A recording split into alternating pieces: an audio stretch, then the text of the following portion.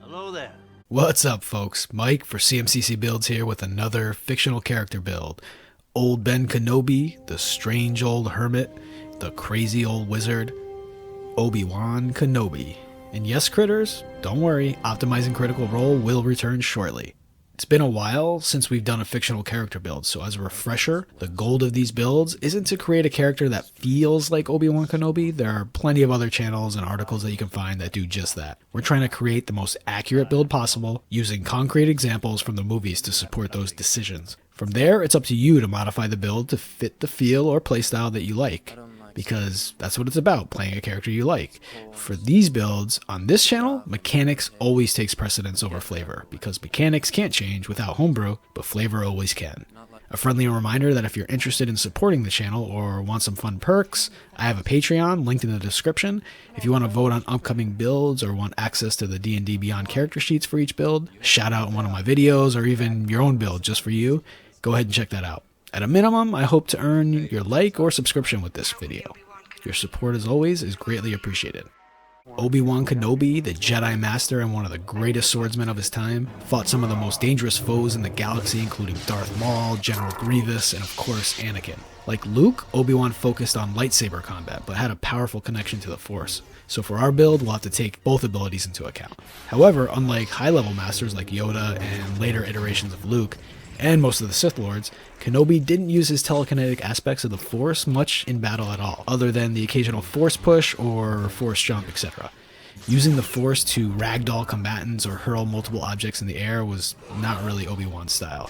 In comparison, Luke had limited time to train and became a master duelist, and his droid companion meant that we had to find a way to make his melee abilities less physical and more mental, which we did in that build.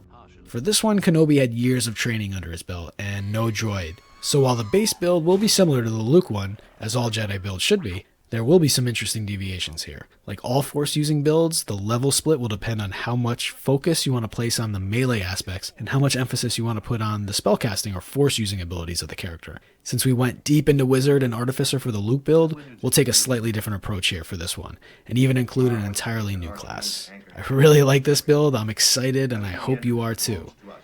So with that, let's leap into the build.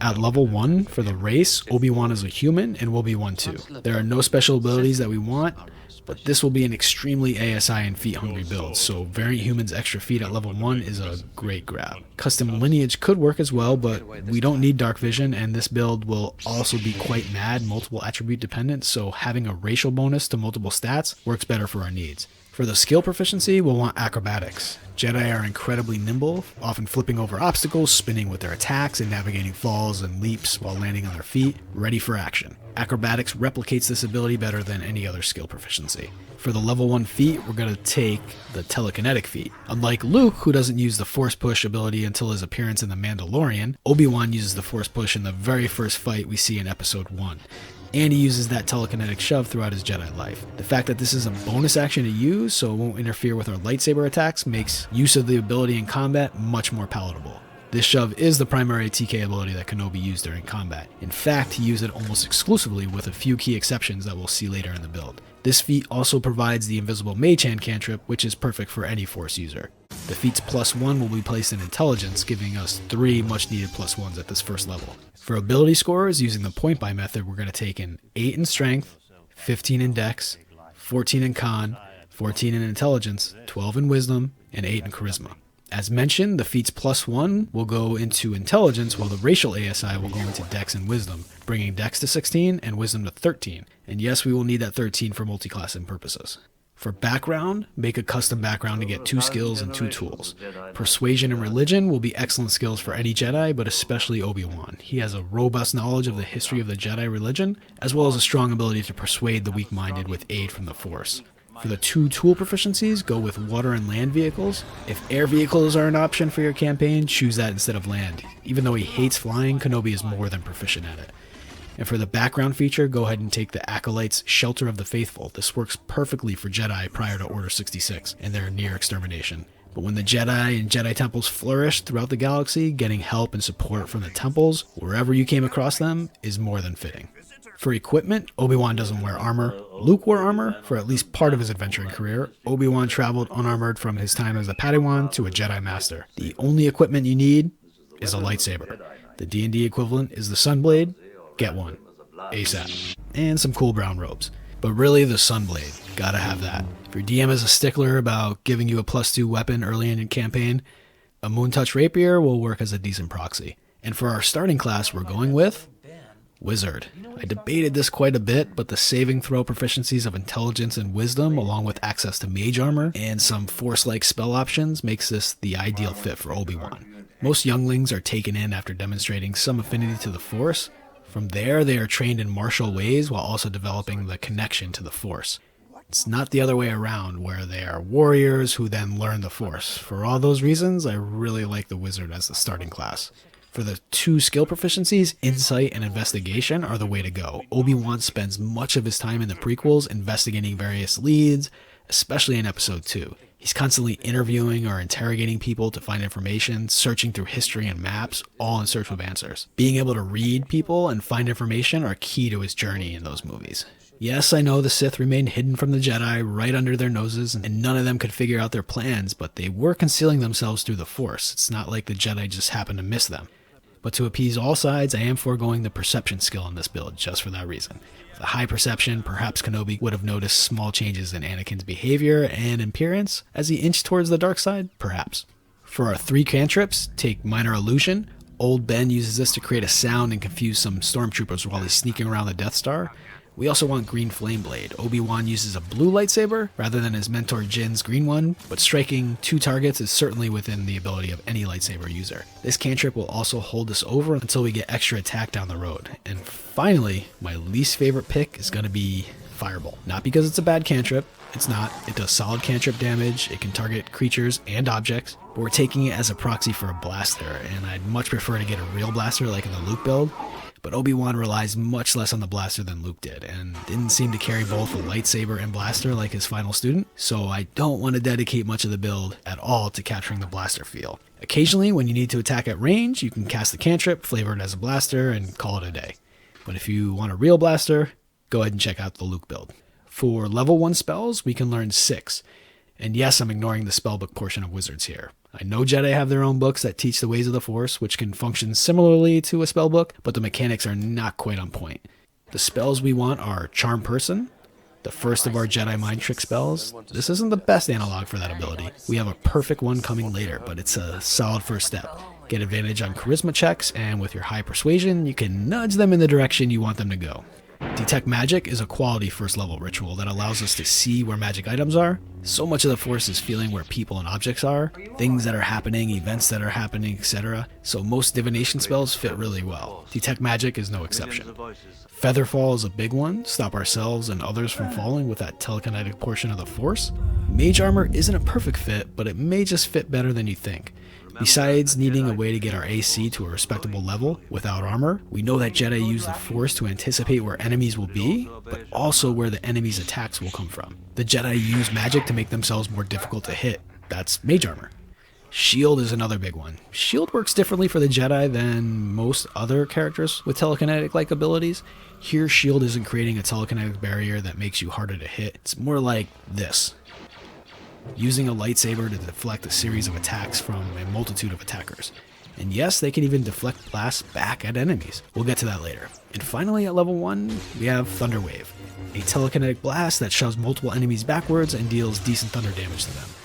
Don't forget, when using the spell, that cubes are cast from the face of the cube, so the red square accurately portrays the way Thunder Wave is cast, not the yellow one.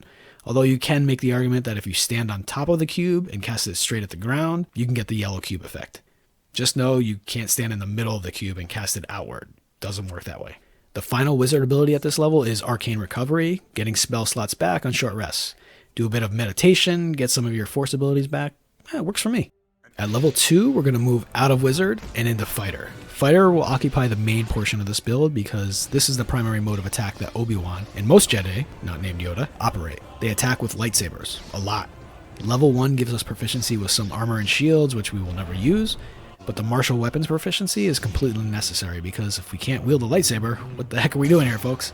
For the fighting style, there are some decent options, but blind fighting is the most thematic choice. Younglings learn this technique very early in their training, as did Luke. So if you have friends who want to turn the lights off, tell them have at it, because you're going to get easy advantage on all your attacks against a huge percentage of the enemies you face. Second Wind can function as a force heal, but we never actually see Obi-Wan use this in the movies, so you may choose to flavor it a bit differently. Fighter 2 gets us Action Surge, which works well for any Gish character, which this certainly will be, but it also works especially well for characters that get a lot of attacks. We will have that too. At level 3, we get a martial archetype, and once again, we're going with Psy Warrior. This subclass was made with the Jedi in mind, and it would be ridiculous not to take it. Anyone claiming that Sorkadins or Monk Cleric multi-class builds make good Jedi, they're living in the pre-Tasha days. Psy Warrior gives us psionic power and 3 abilities at this level. Protective Field allows us to reduce damage to any creature within 30 feet. This is possible for any Force user, but we don't see it in action in the same way we did for Wanda in the MCU. Lightsabers do most of the damage reduction to allies in the Star Wars universe. A psionic strike allows us to propel our weapons to do more damage, and that's right on point for a Jedi. Using the Force to guide your strikes is an early lesson Jedi learned. And finally, telekinetic movement. Move a large object or a willing creature, or bring a tiny object to our hand. With this ability, the telekinetic feat, Thunder Wave, and Featherfall, we've pretty much covered the extent of how Obi-Wan uses the telekinetic portion of the Force. We can move those big objects when needed, small objects are no issue between this or Mage Hand, and if an ally needs a boost, we can do that too. At Fighter 4 level 5, we get our first ASI or feat, and here we'll take the ASI to bump Dexterity to 18. That improves Initiative, which you should know is extremely important, as we saw in my last video. It also improves Armor Class, our attack and damage modifiers, but it is level 5 and we don't have extra attack, so make liberal use of Green Flame Blade at this level. Until level 6, Fighter 5, where we get that extra attack. And now that we have extra attack, we can multi-class out of Fighter for a bit and into Monk. There you go. Everyone who told me that Jedis need to be monks because of the flavor elements, you got it. Monk actually gives us a lot for this build. First, we get unarmored defense. Our wisdom isn't great at the moment, so we'll continue to cast mage armor until we bump that wisdom a bit. And we also get the martial arts feature that allows us to attack and deal damage with dexterity instead of strength, and make an additional attack as a bonus action. The amount of options this build will have as a bonus action will be something to behold. I'll go over more of that as we accrue more bonus action options. That dexterity-based unarmed attack is actually the primary reason we're taking monk levels. Once again, diverging from Luke, who attacked with his lightsaber and Force abilities exclusively, Obi-Wan regularly made use of a variety of attacks, including kicks, to complement his lightsaber strikes. It just wouldn't be right to exclude that from the build, so after much deliberation, I decided to make the dreaded, by some, Monk Dip. At level 8, we can take another level in Wizard to get our Arcane Tradition along with 2 additional spells. For those spells, I would take Absorb Elements. Powerful Jedi, including Kenobi, would use their lightsabers and Force abilities to absorb and even redirect some of the Sith Lord's lightning attacks. We can also take Floating Disc as another telekinetic Jedi ability that happens to be a much needed ritual, so we don't waste spell slots. It can even be flavored as technology if you don't like the TK flavor, because everything in Star Wars floats for some reason. They invented interstellar travel, but not wheels? For the Arcane Tradition, no, we're not going Bladesinger, we're going with War Magic, which works so great for a Jedi. Tactical Wit gives us a bonus to Initiative equal to our Intelligence modifier. That's just +2 right now, but that will go up. We also get that great Arcane Deflection ability, which allows us to use a reaction to get a +2 bonus to AC or a +4 bonus to saving throws. We're using the Force to help aid our defenses, perfectly in line with any Jedi's abilities. The downside here is that after using this ability, you can't cast any leveled spells on your next turn. For a character like Obi-Wan, who attacks in melee more than cast spells, this isn't much of a hindrance. At this point, we're going to go back into Fighter for a bit. At Fighter 6, we get another ASI, and we're going to max out Dexterity for all the reasons we bumped it at Fighter 4. Fighter 7 gives us the excellent, especially for this build, Telekinetic Adept, which is really 2 abilities. Psi-Powered Leap gives us another bonus action ability, Flight until the end of the turn. This is the Force Jump. It's dead on. There's no doubt that that was the inspiration for this feature. And we also get telekinetic thrust, which allows us to knock enemies prone or back 10 feet when we hit them with our psionic strike. Now we can attack with our weapon, knock an enemy prone, attack again with advantage, and then a third time as a bonus action with advantage. Or we can even attack, knock an enemy back 10 feet, then use a bonus action to shove them another 5 feet. Great for use with your friend's area of effect hazards like spike growth or web. At Fighter 8, level 11, we get another ASIR feat, and here we'll round off intelligence with a telepathic feat.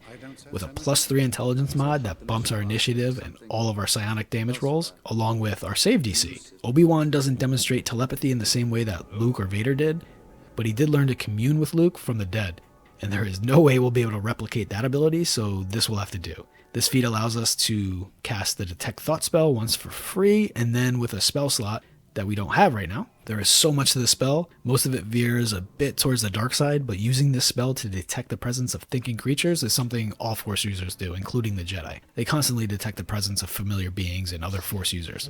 Fighter 9 gives us Indomitable, the ability to reroll a saving throw, which aligns with the Force user's ability to tap into the Force to keep themselves safe. Fighter 10 gives the subclass feature Guarded Mind. This provides resistance to psychic damage and the ability to shrug off the charmed and frightened conditions. There's no direct corollary that I know of in-universe, but this is certainly in line with the Jedi's abilities to steal their minds against attack. And at Fighter 11, level 14, we finally get that excellent third attack. Obi-Wan in his younger days would rain down strikes upon his enemies in a flurry of blinding attacks. With the 3 attacks here, Action Surge, a bonus action attack, and still more to come, this does an excellent job of duplicating those skills. At this point, we're going to go back into Monk. At level 2, we finally get Ki, and we can spend them on Flurry of Blows for 2 bonus action attacks, or Patient Defense to use the dodge action as a bonus action, or Step of the Wind to disengage as bonus action. More bonus action options. All situational, which we love when we have a big selection. We also get Unarmored Movement, which gives us an additional 10 feet of movement speed when we're unarmed, which we will always be because we're Obi-Wan Kenobi. At Monk 3, level 16, we get our Monastic Tradition, and not many work for what we need. Mercy and Shadow Monk both would work well from a power perspective. Casting Darkness with Blind Fighting for near auto advantage is a powerful tactic, but it's not Obi-Wan. So here we're going to go with the Way of the Open Hand, which gives us the open hand technique. Here, when we hit with Flurry of Blows, we can knock a creature prone, push it away 15 feet, or cause it to not have reactions. Perfect for what Obi-Wan does in battle. So now we have even more bonus action options, and this one doesn't cost us additional Ki after the Flurry of Blows key point. At this level, we also get Ki Fueled Attack, an excellent Monk feature that we unfortunately will never use since we're not using Ki as part of our action. And Deflect Missiles, reduce incoming damage from ranged attacks, and send it back at the enemy for a key point. We're deflecting blaster bolts with our lightsaber. At Monk 4, level 17, we get Slow Fall. Now we can stop ourselves from taking fall damage up to 5 times our Monk level, so 20 hit points. That's an average fall of between 30 and 40 feet, so now we can save our Feather Fall, first level spell slot, for saving others, and use this on ourselves.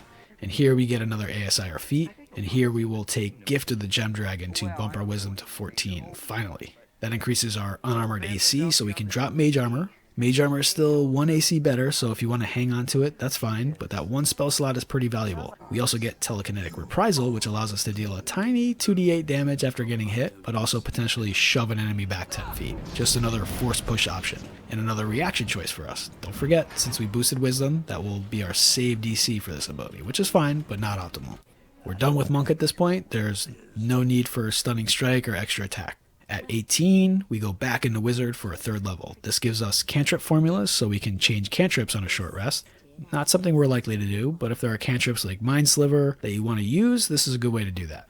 More importantly, we get 2 additional spells and 2nd level spell slots. And the big one we want is, of course, Suggestion. This is the Jedi mind trick. Give a suggestion to someone and the weak-minded will follow. We can also take Vortex Warp to move creatures around the battlefield. This will be flavored as telekinetic movement and not teleportation.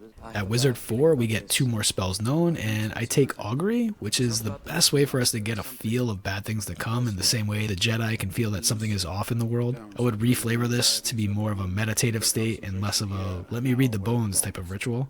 Catapult is also a standard telekinetic spell that we should have on this build. Feel free to take this earlier, like much earlier as in level 1, if you want to actually use it. And of course we get another ASIR feat. Here we can bump our intelligence to 18. This increases our initiative, our spell DC, and our psionic damage again. And at level 20, we'll go back to Fighter for a final ASI to bump Wisdom up to 16. That increases our unarmored AC to a very solid 18. with a +2 or +5 option from Arcane Deflection or Shield, while also increasing our open hand DC so we can knock enemies back or prone. Now we can do things like move 30 feet into melee, attack with a Psionic Strike to do an extra 1d10 plus 4 damage, knock the enemy prone, then attack 2 more times with advantage, adding another Psionic Strike to any crits, Action Surge for 3 more attacks with advantage to the prone enemy, then we can Flurry of Blows as a bonus action for 2 more unarmored 1d4 plus 5 attacks, still with advantage, and knock the enemy 10 feet away from us, hopefully into an enemy hazard or off a cliff. If the enemy is still alive, we can move 10 feet back, so on the enemy's turn, they use half movement to stand up and can only move 15 feet towards us. Sorry, you still need 5 additional feet, so they need to use their action to dash towards you. And if they hit you and they have multi-attack, you can either shove them backwards with your telekinetic reprisal or just cast shield to get your AC up to 23 until your next turn. That's assuming you didn't spend a bonus action key point to just dodge for the remainder of that round, or even use your leap to bonus action fly to an area of cover, and since we get to double our move speed, we can actually fly 80 feet around the battlefield. The options are incredible for this build, and with 5 to 8 attacks per turn for up to 4 rounds of combat, you may consider finding a way to get the Hex Spell or Hunter's Mark to just add another d6 of damage to each of those damage rolls. Those are generally not good spells, but we have very little to concentrate on here. Despite having a ton to do with our bonus action, everything is situational, so we can choose whether to move Hex or do something else with that bonus action. Hex Hunter's Mark will add another 14 or so DPR, but it takes time to set up, as you can't flurry during that turn. I would probably stay away from that spell, since it takes away from our bonus action options and eats a spell slot, which is why I didn't include it in the build. Even without those spells, this build is doing 51 to 62 DPR, depending on how many attacks occur with advantage, and not even including multiple Psionic Strikes or Action Surge. With Action Surge, DPR can approach 100 damage for that round. Thanks everyone. Don't forget to do all those YouTube things, subscribe, and I'll see you here next time. Goodbye, old friend. May the Force be with you.